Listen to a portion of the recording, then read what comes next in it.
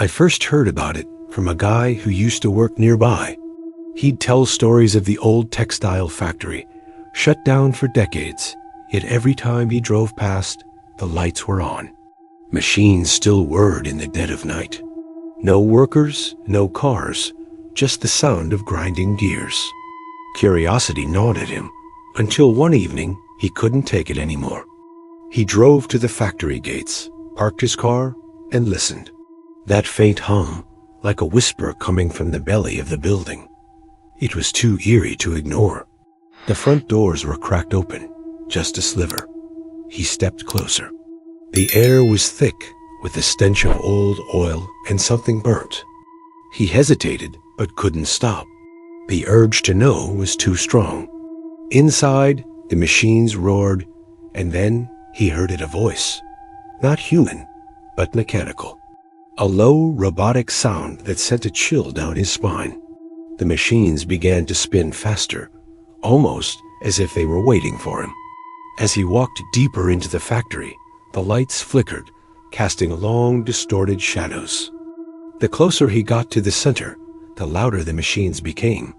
It was suffocating. His chest tightened. But then he saw a conveyor belt, covered with freshly made products. And yet, no workers. Panic set in. Where was everyone?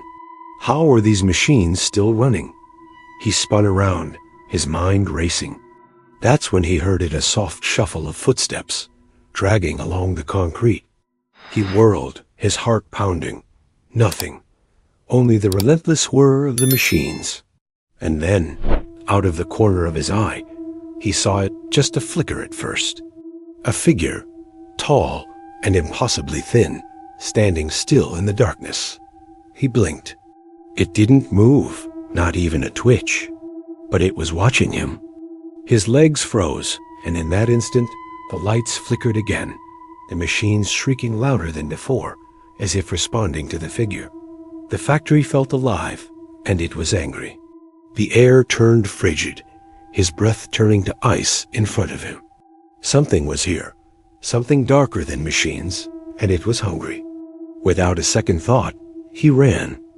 But as he reached the door, the same door that had been cracked open, it slammed shut in his face. He yanked on the handle, but it wouldn't budge.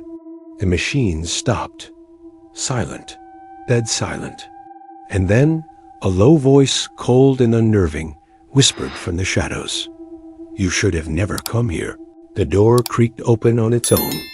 He bolted out, heart racing, not stopping until he was in his car, speeding down the road.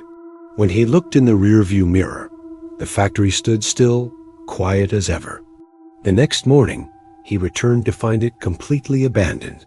No lights, no hum, no workers, nothing. But there on the ground near the entrance, he found something, a small metallic piece. It looked like part of the machinery, but it shouldn't have been there. It was too new, too clean. This factory had been closed for years. So, who or what was running it? Locals call it haunted. Some say it's not just a factory, but a place where something darker takes control, something that shouldn't exist. But no one dares to find out. They say the factory is alive. It's been here longer than time itself, feeding on anyone who dares enter. And the hum? The whispers? It's a warning. The name? Well, it's been forgotten. But the locals? They call it the Iron Mine. If you ever drive by, don't listen to the machines. Don't listen to the whispers, because once they've noticed you, it's already too late.